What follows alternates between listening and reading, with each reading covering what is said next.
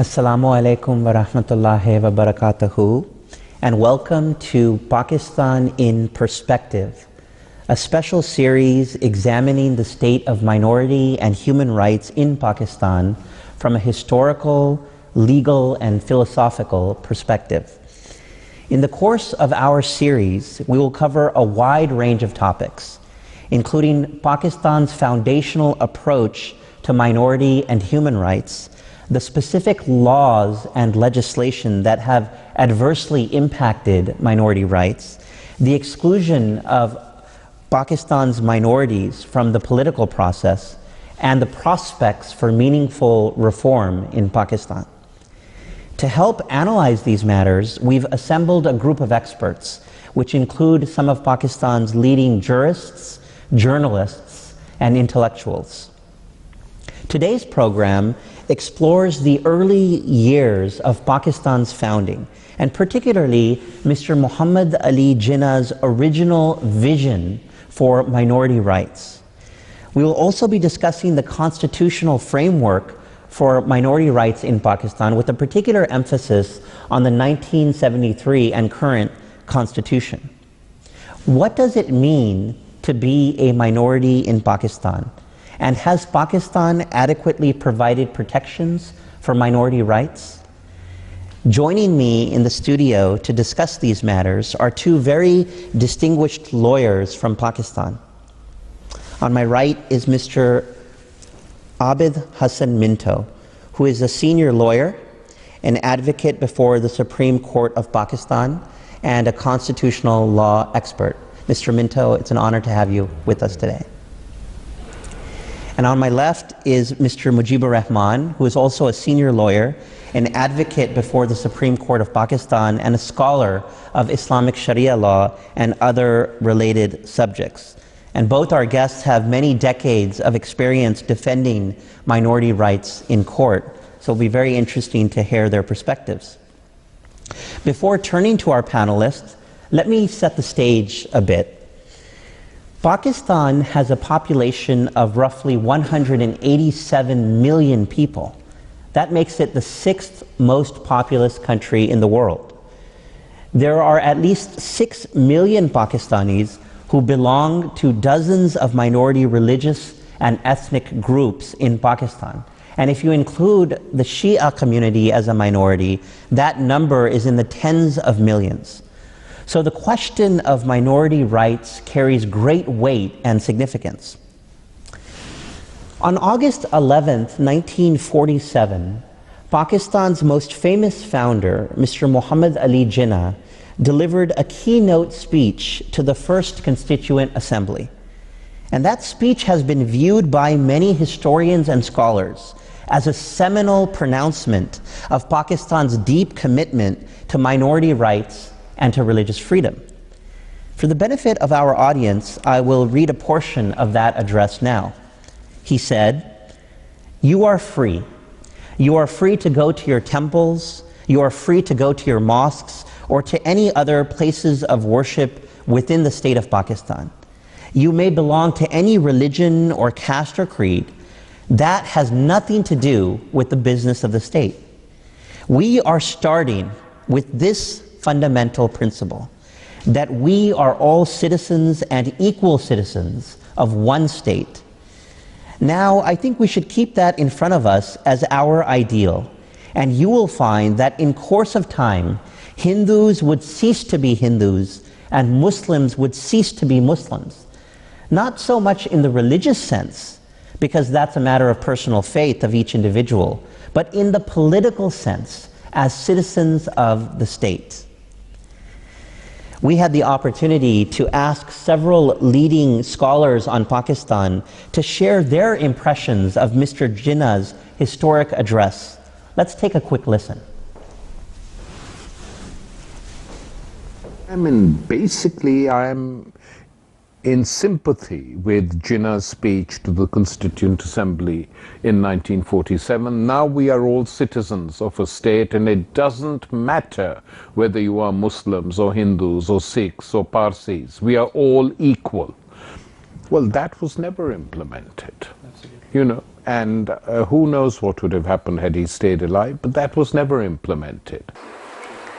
But on 11th of August 1947, he was elected President of the Constituent Assembly of Pakistan, whose task was to frame the Constitution.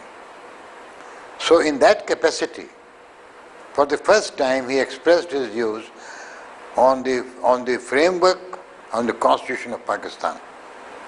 Therefore, it is the foundational speech, nothing else. He took 2-3 days to think about and write this speech.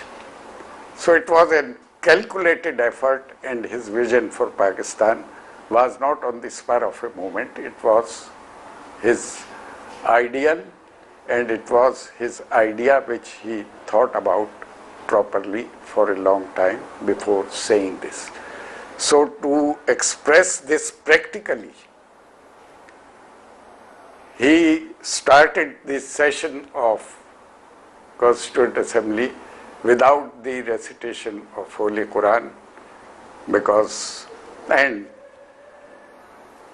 the session was presided over by a Hindu parliamentarian, Jogendranath Mandal.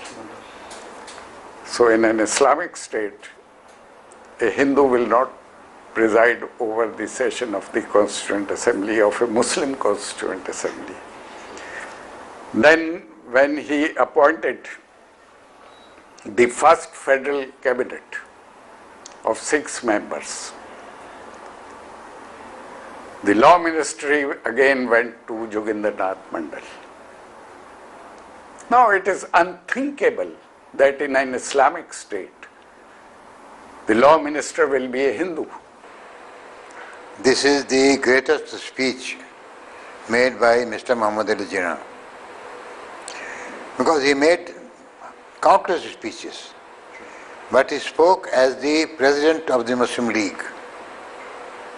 This was the first time he was speaking as the prospective head of a state. See? There is no other speech before that in which he spoke as a prospective or a designated head of the state.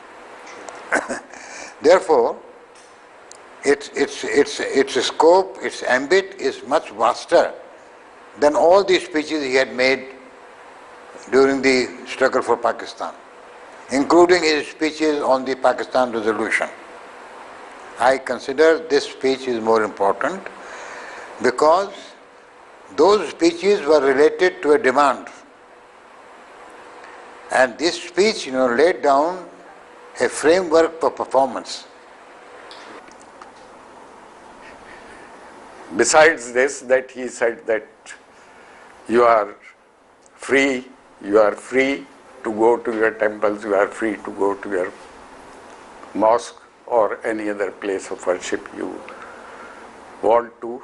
It has nothing to do with the business of politics. He summed up this speech by saying that if you follow this policy, now this is within quotes, if you follow this policy, you will see that after some time Hindus will cease to be Hindus and Muslims will cease to be Muslims. Not in the religious sense. This is a very important sentence, very important. Not in the religious sense, because religion is a personal matter of faith for every individual. But for political purposes, all citizens of Pakistan will have equal rights.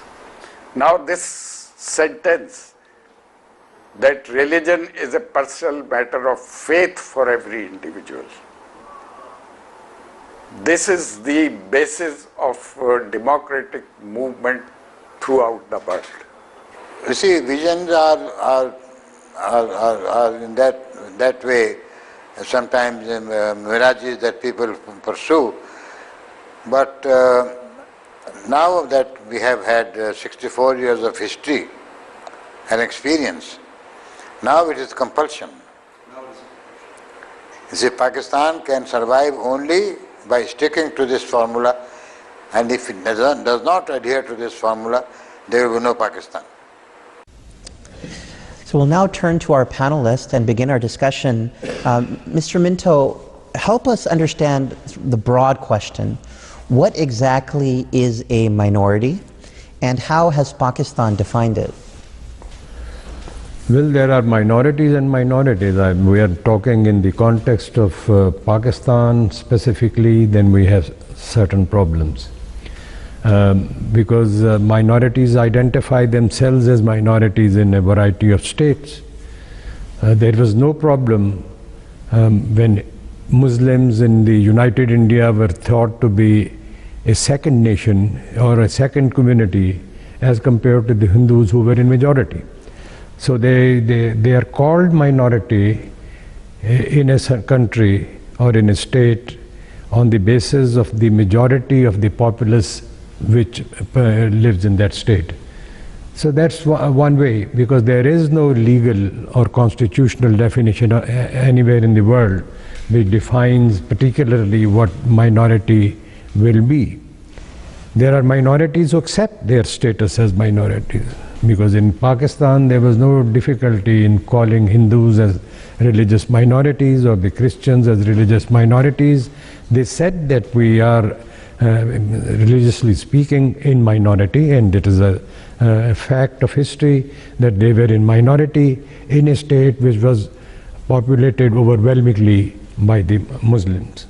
So they wanted their status to be determined constitutionally and legally in a society in which the majority of the population belongs to a certain religious creed. Difficulty arises when within the mainstream Muslim society itself there appear groups and sects which deviate from the mainstream itself. And it started right from the beginning. So the Shias, as you mentioned in your introductory comment, that Shiites were a part of the mainstream Muslim society, and yet they were separate from the principal group of people who were actually ruling at that point of time. And historically, this ruling group was changing hands between the Shiites on the one side and the non-Shiites or the Hanafis on the other side. So therefore there is no difficulty, but they never claimed, neither of them in any particular situation claimed that they were in minority. They had their connection with the mainstream Muslim religion itself, and therefore they were comfortable that they are the majority. And yet within the majority itself, the different sects, they had their internal differences of opinion. The issue became an issue of conflict only when a group of people by the majority Muslim community or the mainstream Muslim community was not willing to recognize as part of them. That becomes the difficulty. Within a Muslim majority society, a group of people who claim that they are Muslims are not recognized by the rest of the Muslims or a majority of the Muslims to be the Muslims, and a conflict arises. So therefore, whether they recognize them or not, they do not recognize them as a part of the mainstream itself is a religious question. Those who believe in a certain faith, they may or they may not accept the other group to be a part of their faith. So Mr. Rahman, it would seem that the question of whether someone is a minority is fascinating in Pakistan, because there are groups that have that would self-identify as such, and there are those who have been perhaps thrust upon them is this label of being a minority. What are your impressions on that? Well, if you look at as my friend said, and he has given a deep insight into it, that minority as such has not been defined anywhere in the Constitution or anywhere in the... There is no precise definition of what a minority is. But nevertheless, we know what the minorities are in a particular society. So my idea is that minority exists as a fact of history. Minorities are an underprivileged, left out group of the society which have not thoroughly merged into the mainstream society and have been left behind. They feel threatened because of their number or because of their handicap, having been left out politically or socially or economically. And they seek recognition of their status, and they wish to maintain their identity as such, and therefore all the constitutions around the world, they particularly provide that their identity shall be preserved. So they exist, they want recognition, they want a continuance of their identity. So the minority stands out in a society. And when the political, in the context of political science, we see in a democratic setup, privileges or weightage is given to minority, which is an inclusionary process. In an ideal democracy, there should be no concept of underprivileged or overprivileged classes. So in a democratic setup, an effort is made to draw them into the main line, into the mainstream, and the process is that of integration. So the constitutional process regarding minority is a process of integration. The difficulty arises, and for something that my friend has mentioned has happened in Pakistan, minorities exist, they demand their recognition, they are not created. If a minority is created by fiction of law, then what you are doing is you are adopting an exclusionary process, and you are driving a section of the mainstream out of the mainstream, and in that process you are not protecting their rights. You are in fact depriving them of their rights. The very purpose of if you at all, if it is possible or if it is desirable, you are creating something by a fiction of law, and the purpose is to deprive them of their rights. So that is not what should be done in a democratic setup. So Mr. Minto, there are obviously definitional concerns of minorities, but what is very evident is the idea of protections for minorities in Pakistan has steadily declined or has changed over time. You had the opportunity to hear some of the impressions of some of Pakistan's commentators about Jinnah's vision, Mr. Jinnah's vision. What went wrong? Well, in fact, the majority says Mr. Jinnah went wrong. So that's the difficulty. You see, it's a question of interpretation.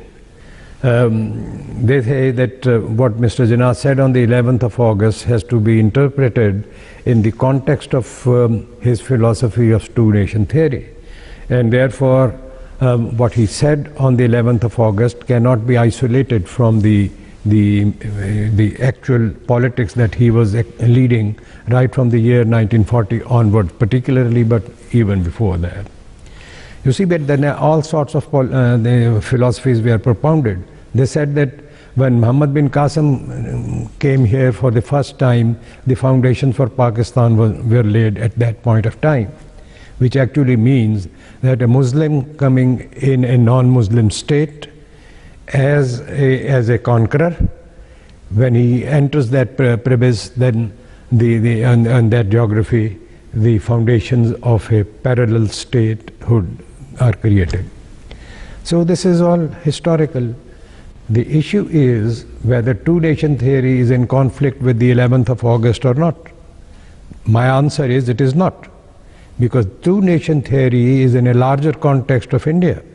It's a theory in which Mr. Jinnah and the Muslim League and those who followed the two-nation theory, they said they wanted to assert their rights in a majority Hindu population as a minority. And they said that the minority rights cannot be properly safeguarded in this kind of a situation, and they wanted a separate statehood. That's all. What kind of state that will be was announced for the first time on the 11th of August 1947. There is no speech earlier made in such a categorical fashion by Mr. Jinnah or any other political leader of Muslim League which determines the nature and character of the state itself. And the significance is that Mr. Jinnah at that point of time was making a statement before a constituent assembly. And the second significance of his statement is that he was himself the president of that Constituent Assembly. And the third the importance of this statement is that he is making that statement at a time when he is not merely the member and chairman or the president of the Constituent Assembly, he is simultaneously the president of his own party, he is also the head of the state, having been designated as the Governor General of Pakistan. So he had three capacities. And in all these capacities together, he addresses those who were to make the Constitution of Pakistan, where he says, this will be a constitution which will be democratic. There cannot be a democratic constitution conceived where you say that state has a religion. So, Mr. Rahman, we see that Mr. Jinnah's pronouncements, his ideals, were accepted in the sense that people in the foundation of Pakistan wanted to see that these fundamental freedoms were enshrined. But we also see at the same time that there was a struggle for that vision to be articulated and transformed legally into Pakistan's constitution. And indeed, it took many years before Pakistan's constitution, the current one, was founded. Explain to us a bit more about that constitutional history. See, constitutional history is a very long affair to discuss. I mean, 1956 Constitution itself was a set of compromises. And 1956 Constitution, which was the first ever Constitution written, and which of course did not work for very long, in that Constitution, the compromise basically was to deprive the majority of their majority rights. The people in East Pakistan were in the majority, but their majority was not recognized, and they worked out with great difficulty, they worked out a formula of parity, which was in effect depriving the majority, their majority in the House. So there's a long history, and then martial laws intervened, and there were the different interventions. Finally, we came to the 1973 Constitution. But whether you look at the 1956 Constitution or 1962 Constitution, which Ayub Khan gave as a dictator, of course, it was drafted by a great lawyer, Manzoor Qadir.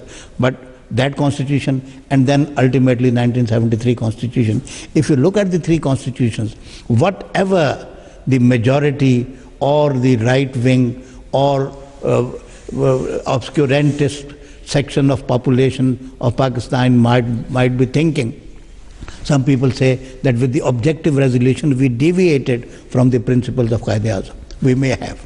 There's a point in that. I am not for the time being touching that. But the point is that even so, when the Constitution was in fact implemented or when it was drafted, those principles were incorporated. Freedom of faith was incorporated. Minority rights were incorporated to start with. What happened later on? So the problem is that the concept of Jinnah, whatever reservations people might have had against those principles in the beginning or later on, but those concepts were incorporated. The problem arises when the question comes of translating the ideals into realities. So those principles were incorporated but never acted upon in Pakistan. That is the problem. So let's get specific about the Constitution. And Mr. Minto, you are a constitutional law expert and have argued for the rights of minorities in court. Specifically Article 20 of Pakistan's Constitution enshrines what is referred to as religious freedom. And it allows for the right to profess your faith. Do you believe that provision adequately ensures religious freedom? I don't think at all, you see, because the Constitution in 1973, as my friend had said, like all other constitutions, the 1956 Constitution was a compromise between two national groups or the two ethnic communities, the one living in East Pakistan, the other living in West Pakistan, irrespective of the faith to which they belonged. But the 1973 Constitution is directly a constitution which enters into some kind of a compromise on the issue of faith itself. The whole question is, Mr. Jinnah said on the 11th of August, it will be a democratic state. It will not be a theocracy. It will not be a state where the state will have anything to do with the faith of an individual. But the 1973 Constitution begins with the question of faith. It declares the state to have a religion, and then the religion of the character which is determined in the constitutional provisions themselves. Who will determine what kind of faith the state has, whether it is a Muslim state and the Islamic state, what kind of Islam? So there is a body of people created who will determine what kind of Islam shall prevail. And their dictum or their statement or their judgment, in fact, will be binding on the people of them. You mean the Ideology Council? The Ideology Council, it will be referred to by the Parliament itself. So that's the one thing. Then you fix, there cannot be a democratic state where you say the president shall belong to one faith or the prime minister shall only be a Muslim. It is not democratic, because the violation of the democratic rights of equality of all people living in the society is patent in these provisions. So you begin with saying you cannot have a president who is not Muslim, and who is a Muslim then you have to define, and then you start giving definitions of Muslims and non-Muslims, and the result is that you are marginalizing all those people whose equality you are promising elsewhere in the Constitution, or whose equality was promised by the Quaid-e-Azam on the 11th of August. And Mr. Rahman, with respect to Article 20, there are also several other articles that do speak about minority rights, that do speak about equality. And specifically, we know Article 25, we know Article 36 of Pakistan's 1973 Constitution. Do you think that the Constitution, those provisions, do track, are consistent with the original vision that Mr. Jinnah had? I don't think they are consistent at all. Mr. Minto mentioned what I had missed in my observations, and very precisely that the Constitution to start with was impregnated with the violation of the principles of Quaid-e-Azam. When you provide a state religion, then you provide an Islamic Ideology Council, and then you try to specify certain offices. I think Mr. Minto so rightly and so pointedly pointed out, when you say that a person would belong to an office will go to a person belonging to a particular faith, you necessarily have to define the faith, and that is where the whole trouble started. If there was no requirement of Constitution that a president will be Muslim, we did not have to define who is a Muslim. I mean, that is one thing which he has pointed out. But what I am trying to say, that all the provisions of the Constitution, Article 20, Article 27, Article 25, Article 36 you mentioned, Article 36 incidentally is only, it deals with the principles of policy.